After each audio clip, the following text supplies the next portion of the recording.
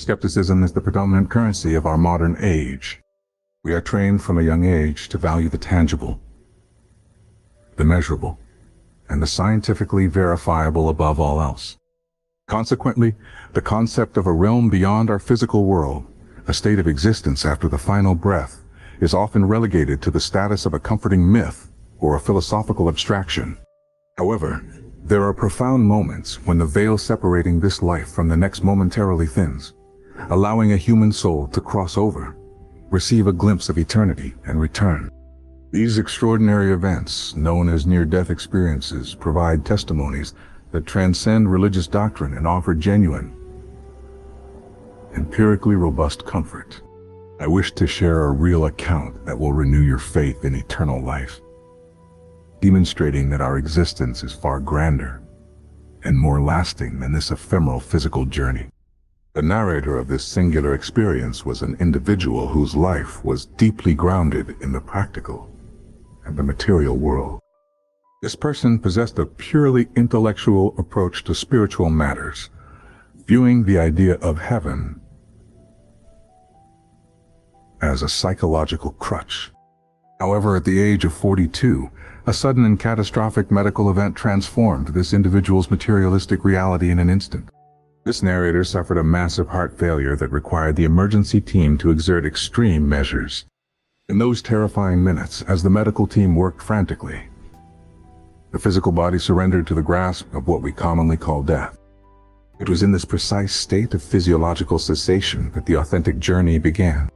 The transition from this physical world was not marked by pain or panic. Rather, the narrator experienced an abrupt but peaceful shift, an immediate release from the restrictive cage of a failing human form. The very first phenomenon observed was an astonishing expansion of consciousness. The narrator realized that they were observing their own physical body from a vantage point near the hospital ceiling, completely separate from the chaos unfolding below. The initial reaction was not fear, but a profound and calming sense of clarity. The physical body on the bed looked small and unimportant, a used vessel for a passenger who had already disembarked. There was no pain, no suffering, and no trace of the anxiety that had plagued their waking life. A powerful force then began to pull the narrator away from the hospital scene into a transitional phase frequently described as a tunnel. This experience was not characterized by darkness, but by a sense of movement that put a distant and brilliant point of light. The movement was incredibly rapid, yet there was no sensation of dizziness or disorientation. As the light grew closer, it began to radiate an intensity of warmth, love, and acceptance that is simply indescribable using earthly vocabulary. Human emotions can only grasp the periphery of this spiritual reality. It was a perfect, unconditional, and limitless type of love that was simultaneously soothing and empowering. This force conveyed that the narrator was utterly safe, totally accepted, and completely beloved, independent of any achievement, failure, or belief held during their time on Earth. Upon entering this light, the narrator was not greeted by an emptiness, but by a world of overwhelming beauty and sensory richness. The environment was characterized by colors that do not exist on the earthly spectrum. Colors that were alive with a luminous quality. The narrator walked through meadows of astonishingly vibrant green grasses, where flowers bloomed in patterns of breathtaking complexity and radiance. These flowers were not passive plants. They appeared to be alive with a consciousness and a harmonious music of their own. Every element of this landscape conveyed a profound and joyous sense of divine order and purpose. The architecture was not constructing a barrier, but facilitating communion. This experience revealed that heaven is not a nebulous, ethereal fog, but a realm that is more real, more solid, and more tangible than our physical world.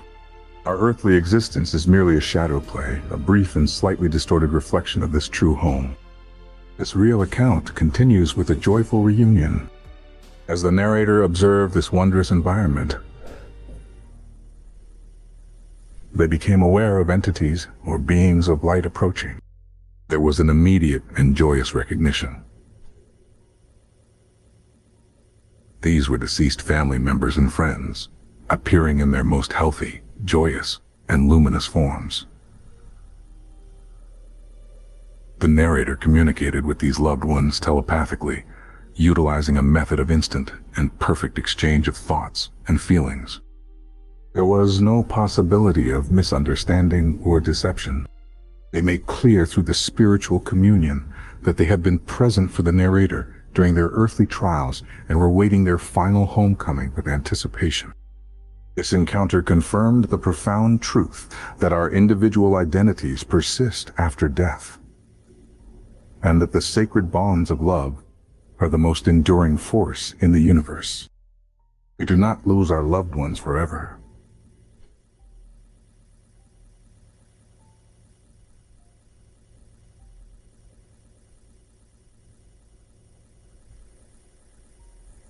Well.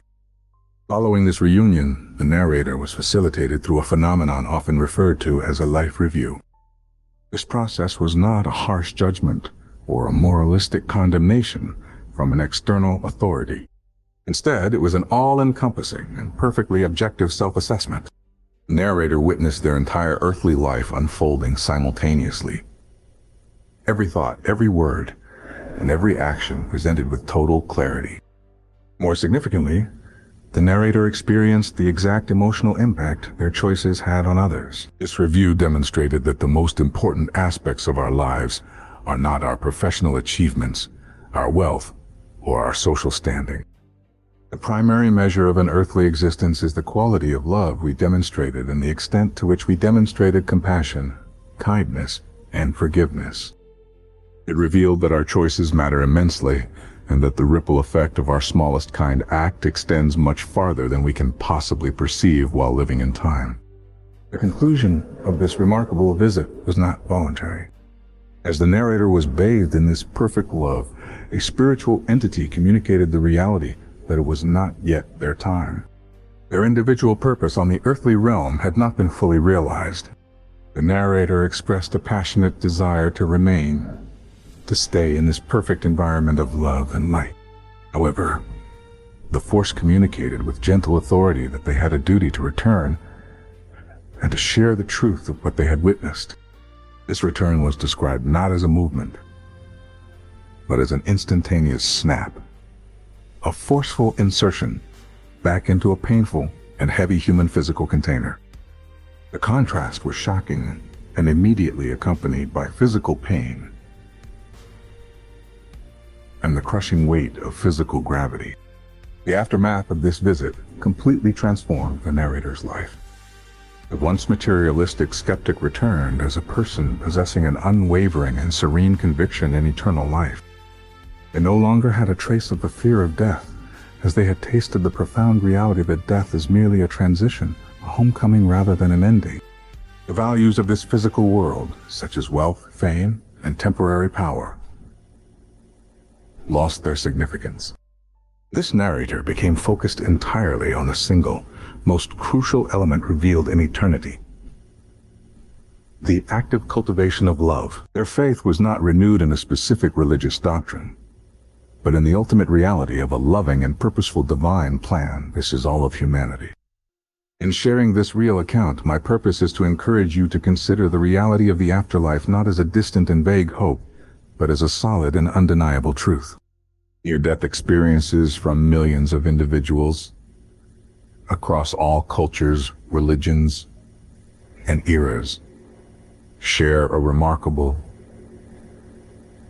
and undeniable convergence. This convergence points toward a perfect, loving, and tangible realm awaiting us. We are not cosmic accidents drifting in a meaningless universe.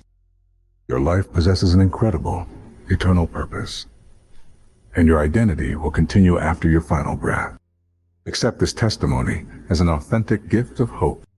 May it renew your faith in eternal life, providing you with solace during earthly trials and enabling you to live your present life with enhanced purpose, reduced fear, and a deep, active commitment to demonstrations of love. Your true home, more beautiful and solid than you can possibly imagine, is waiting for you in the light.